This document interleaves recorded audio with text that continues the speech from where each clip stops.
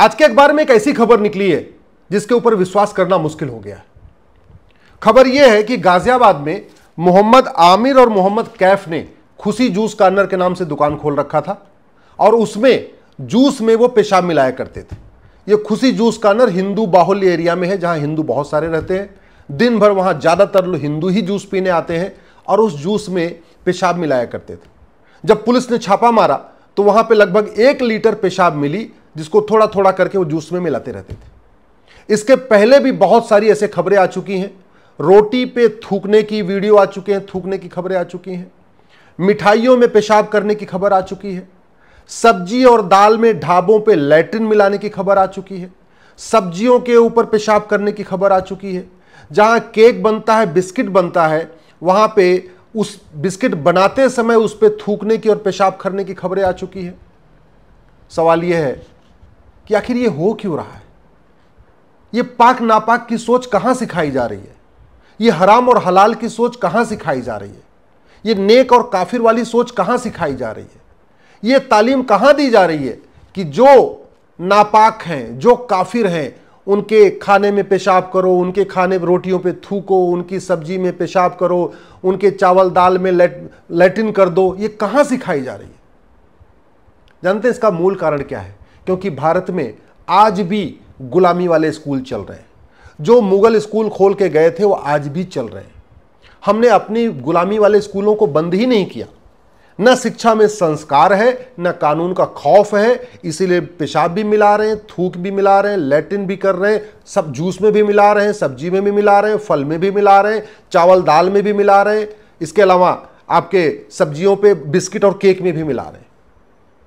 समाधान एक ही है कि हम दोबारा फिर से भारत में जो हमारी 16 संस्कार की व्यवस्था थी उसको इंप्लीमेंट करें, इन्फोर्स करें स्कूलों में।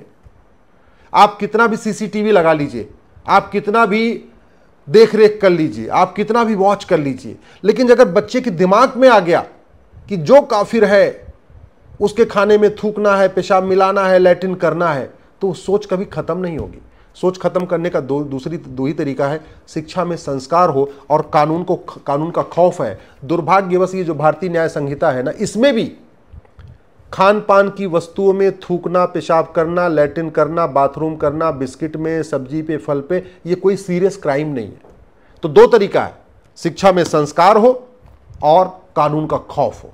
कानून का खौफ का मतलब जो पेशाब करते हुए मिला, जो लैट्रिन करते हुए मिला, जो थूकते हुए मिला, उसको 10 से 20 साल सजा होगी, उसकी नागरिकता खत्म होगी।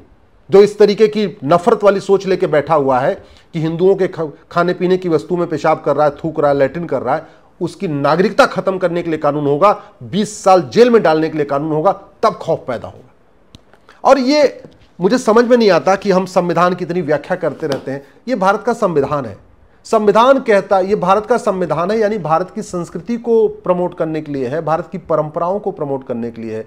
भारत में तो सात्विक भोजन का सिस्टम रहा है। भारत में कभी भी आप कोई पुराना एग्जाम्पल बताइए जो खान पान की वस्तु में कोई थूकता हो, पेशाब करता हो, लैट्रिन करता हो, जूस में, फल में, सब्जी में, घी में, बाकी चीज़ों में, और सब कुछ हो रहा है।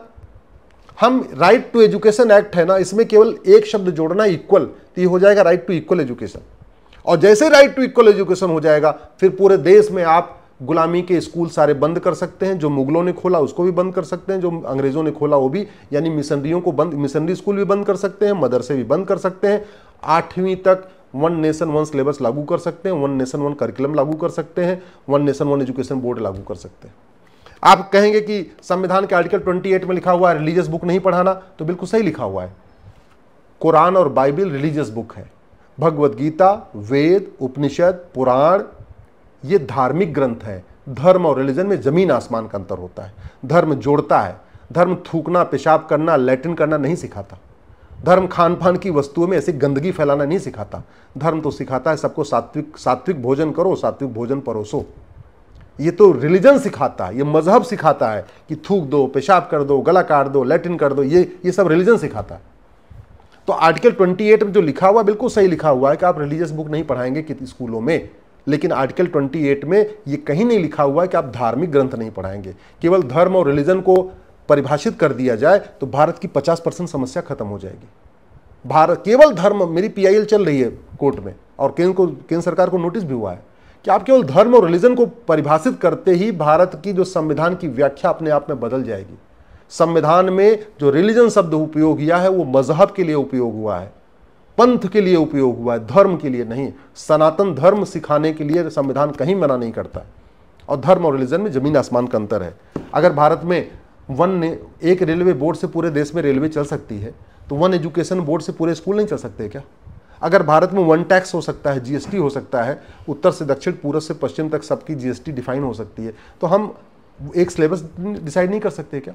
अरे फिजिक्स का सिलेबस पूरे देश का एक हो सकता है, केमिस्ट्री का एक हो सकता है, जूलॉजी का एक हो सकता है, बॉटनी का एक हो सकता है, मैथ का एक हो सकता है, तो वन नेशन वन सिलेबस भी हो सकता है। सब अपनी अपनी भाषा में पढ़ें, किताब अलग अलग क्यों होनी चाहिए?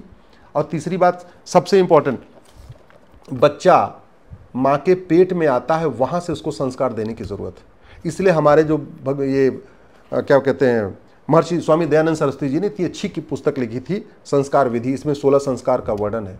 ये हमारे स्कूलों में पढ़ाया नहीं जा रहा है। भैया फसल तब अच्छी होती है ना जब उसका बीज भी अच्छा हो, बाद में जब बीज बड़ा हो तो उसको खाद पानी अच्छी दिया जाए, उसकी सिंचाई के उसको पानी दिया जाए, उसको खाद दिया जाए, उसको निराई किया जाए, उसकी गुड़ाई किया जाए, खरपतवार की सफाई किया जाए, तब वो बीज अच्छा पेड़ बनता है। अगर बीज ही गड़बड़ होगा तो बाद में कितना भी आप खाद पानी दे लो, कितना उसकी निराई गुड़ाई कर लो, वो कभी ठीक नहीं होगा। तो बीज अच्छा हो, व्यक्ति का पेट में अच्छा संस्कार हो। इसलिए हमारे स्वामी दयानंद सरस्वती जी ने कहा था गर्भाधान संस्कार बहुत ज़रूरी है।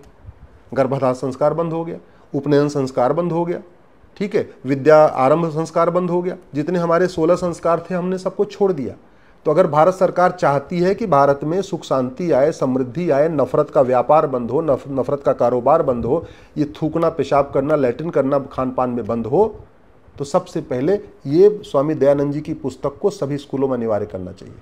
और एक बात अच्छी तरीके से समझ लें, ये जो खुशी जूस कॉर्नर वाला, ये मोहम्मद आमिर और मोहम्मद कैफ जो जूस परोस रहा है, ये आपके दिल्ली के जो प्रीमियम एरिया में भी यही होता है, आप भूल जाइए। इसलिए सांसद, विधायक, मंत्री भी समझ लें कि आप लोग भी थूका हुआ, पेशाब किया हुआ जूस पी रहे हैं। सांसद, विधायक, मंत्री, हाई कोर्ट के जज, सुप्रीम कोर्ट के जज भी समझ लें कि जब आप लोग बड़े बड़े होटलों में जा रहे हैं खाना खाने, तो आपके परिवार को भी गंदा खाना मिल रहा है, जूस वाला खाना मिल रहा है, पेशाब वाला खाना मिल रहा है, लैट्रिन वाला मिल रहा है। और वो तभी बंद होगा जब भारत में दोबारा गुरुकुल वैदिक शिक्षा लागू होगी, 16 संस्कार लागू होगा, जो भारत की संस्कृति है वो सिखाई जाएगी, जब अष्टांग योग सिखाया जाएगा, जब प्राइमरी स्कूलों में वेद विज्ञान सिखाया जाएगा, योग विज्ञान सिखाया जाएगा, आहार विज्ञान सिखाया जाएगा, नैतिक शिक्षा सिखाई जाएगी, तब बच्चों में अच्छा संस्कार आएगा। फिर वो पेशाब नहीं मिलाएंगे, फिर कानून अच्छा हो चाहे ना हो, फिर भी उतना संस्कार रहेगा। और वैसे भी आप देख लीजिए, सरस्वती शिशु मंदिर का पढ़ा हुआ बच्चा, गुरुकुल का पढ़ा हुआ बच्चा, डीएवी स्कूल का पढ़ा हुआ बच्चा, जहाँ पे भी हमारे पुरानी वैदिक शिक्षा व्यवस्था चल रही है, वहाँ का बच्चा कभी थूकता नहीं किसी के खाने में, वो कभी किसी के खाने में पेशाब नहीं करता, किसी की सब्जी में लैट्रिन नहीं मिलाता। आज तक आप देख लीजिए, गुरुकुल वैदिक स्कूल से पढ़ा हुआ बच्चा न घूसखोरी करता है, न कमीशनखोरी करता है, न जमाखोरी करता है, न मिलावटखोरी करता है, न कालाबाजारी करता है।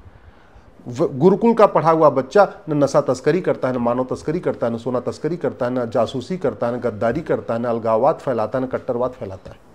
गुरुकुल और वैदिक स्कूल का पढ़ा हुआ बच्चा देश के खिलाफ कोई काम नहीं करता। तो अगर हम चाहते हैं भारत में शांति आए, भारत में समृद्धि आए, भारत में खुशहाली आए, तो कम से कम 8वीं तक तो हमें गुरुकुल वैदिक शिक्षा व्यवस्था लागू करना चाहिए। वेद विज्ञान पढ़ाना चाहिए, यज्ञ विज्ञान पढ़ाना चाहिए, आहार विज्ञान पढ़ाना चाहिए, नैतिक शिक्षा पढ़ानी चाहिए।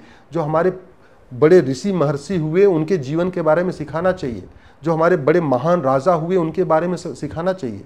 गार्गी, मैत्रेयी, रानी अहिल्याबाई होलकर, झांसी की रानी, इनके बारे में पढ़ाना सिखाना चाहिए। हम क्या पढ़ा रहे हैं? इतनी घटिया हम स्कूलिंग कर रहे हैं, इतनी घटिया हमने स्कूलों को यहाँ भारत में छूट दे रखी है कि बच्चे जो है जूस की दुकान में पेशाब मिला रहे, ढाबों पे थूक रहे हैं, बिस्किट में जहाँ बेकरी का काम कर रहे हैं वहाँ पेशाब कर रहे हैं, ढाबों में काम कर रहे हैं तो सब्जी में लैट्रिन मिला रहे हैं। कहाँ से? ये केवल और केवल गुलामी के स्कूलों का परिणाम है। गुलामी के स्कूल नहीं बदलेंगे, भारत में कभी भारत का कल्याण नहीं हो पाएगा। नफरत न रुकेगी, न एकता अखंडता मजबूत होगी, और जो ये गंदगी चल रही है ये गंदगी भी नहीं रुकेगी। समाधान है भारत में समान शिक्षा, एक देश एक शिक्षा बोर्ड, एक देश एक सिलेबस, एक देश एक पाठ्यक्रम, एक देश एक किताब।